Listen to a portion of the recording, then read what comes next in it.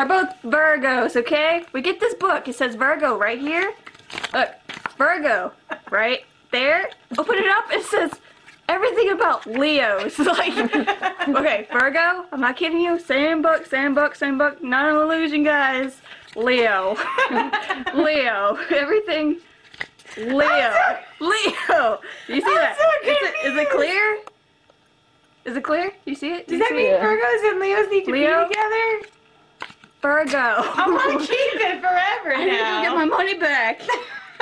Give me my money. Give me my money. I'm working party time. Give me my money. I need my money. I need to return my plastic.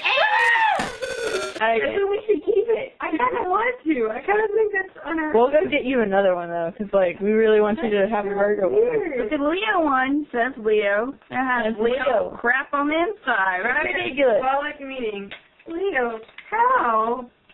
I kind of want to keep. Okay, it's